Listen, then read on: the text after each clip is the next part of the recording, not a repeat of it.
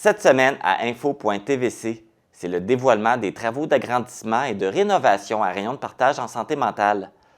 La saison de golf est débutée et on vous dévoile les nouveautés du club de golf Révermont. On assiste à la dernière étape du projet éducatif d'incubation des œufs de saumon. Des mesures sont mises en place afin de protéger le lac Matapédia de certaines espèces envahissantes.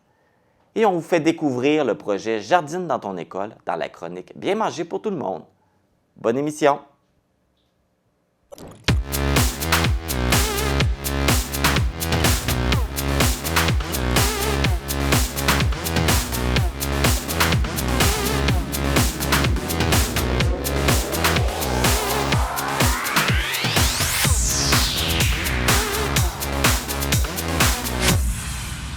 Ici Marc Baudouin, bienvenue à info.tvc, édition du 9 juin. Vous avez reçu par la poste la programmation des activités estivales pour la ville d'Amqui qui couvre du mois de juin jusqu'au mois de septembre. Gardez-le bien en vue pour ne rien manquer car il y a beaucoup de propositions d'activités à faire cet été. Débutons maintenant avec les actualités matapédiennes. Un accident de la route s'est produit jeudi avant-midi vers 10h30 à Amqui. Il s'agit d'une collision frontale entre un véhicule de type VUS et une voiture sur la route de la Grande Ligne à la hauteur du rang Saint-François. Selon les informations de la Sûreté du Québec, les deux conducteurs étaient seuls à bord de leurs véhicules respectifs et auraient subi d'importantes blessures. L'un des deux automobilistes se trouverait dans un état critique, mais on ne craindrait pas pour sa vie. La route dans ce secteur a été fermée à la circulation pour la reconstitution de l'incident. Selon les premières hypothèses, un dépassement illégal serait actuellement la thèse la plus plausible. Un accident de travail mortel s'est produit la semaine dernière à l'entreprise Les Mousses de l'Estrie à Lambton. La victime, un homme de 28 ans d'Amqui, a fait une chute mortelle au moment où il déchargeait son camion-benne. Le camionneur a été conduit à l'hôpital où son décès a été constaté. La CNESST et Ressources humaines Canada ont ouvert une enquête pour connaître les circonstances du décès. Le corps policier de la Sûreté du Québec mènerait également une enquête de son côté. Des travaux routiers de reconstruction d'un ponceau ont débuté lundi dernier sur la route 297 à Saint-Damas, au nord du 8e rang ouest. Les travaux causent des entraves à la circulation qui s'effectuent en alternance sur un chemin de déviation en tout temps. Il est prévu que les travaux soient complétés le 16 juin. Pour plus d'informations, vous pouvez consulter le site Québec 511. Soyez prudents dans vos déplacements. On connaît maintenant le résultat de la campagne du Biscuit Sourire de Tim Hortons qui s'est déroulée du 1er au 7 mai. Dans la Matapédia, ce sont 10 093 biscuits qui ont été vendus durant cette semaine.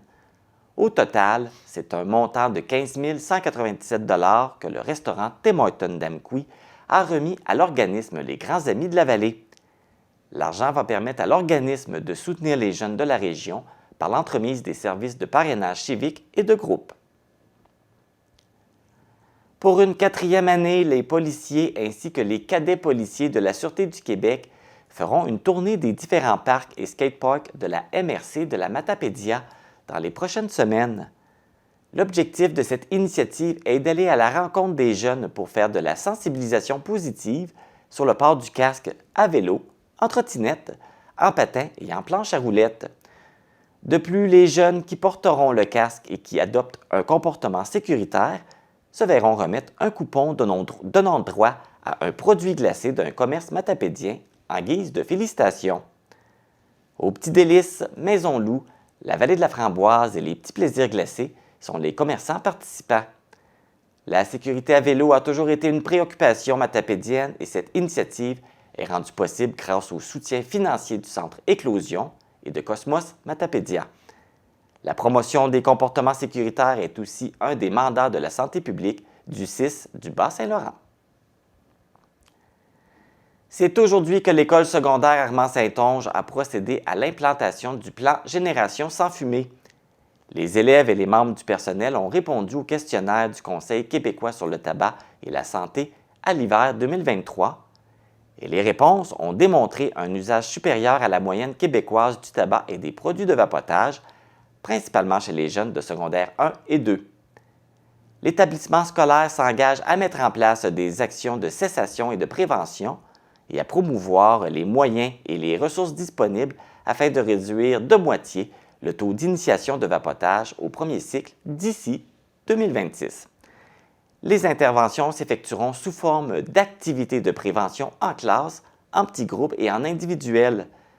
Les personnes qui gravitent autour des élèves de l'école secondaire auront également des responsabilités à assumer pour l'atteinte des objectifs. Lors de l'Assemblée des MRC tenue en novembre 2022, la MRC de la Matapédia s'est vue remettre le prix Performance 2022 de Fonds locaux de solidarité FTQ. Pour souligner cette distinction, le Fonds locaux de solidarité FTQ s'est engagé à remettre un don de 5 000 $ à un organisme du milieu ou pour un projet soutenu par la MRC. Le montant a été remis à la Chambre de commerce de la MRC de la Matapédia et servira à sa prochaine campagne d'achat local. Cette campagne, qui sera lancée dans les prochaines semaines, permettra à la population d'acquérir un chèque cadeau de 25 $ au coût de 15 $. Mentionnons que le Fonds locaux de solidarité a été créé en 1991 et soutient l'économie locale par le développement des PME et par la création, le maintien et la sauvegarde d'emplois durables et de qualité. Les prix reconnaissance Roger Pedneau sont remis chaque année aux personnes handicapées qui se sont distinguées dans leur parcours d'intégration au travail en entreprise adaptée. Pour l'édition 2023, un Matapédien s'est vu remettre ce prix. Bertrand Ratti travaille au groupe TAC Division Alliance depuis 1981. Atteint de poliomyélite, celui-ci a perdu l'usage de ses jambes alors qu'il était âgé de quelques mois seulement. Cette réalité n'a pas arrêté le Matapédien, qui a commencé à travailler vers l'âge de 16 ans dans la mécanique avec son père et est entré au service du groupe TAC à 21 ans. Aujourd'hui, Bertrand Ratti est le doyen de la compagnie et est en mesure d'accomplir toutes les tâches. Au Québec, il y a 36 centres de travail adaptés. Sur leurs 5 000 employés, plus de 4 000 vivent avec des limitations physiques ou mentales.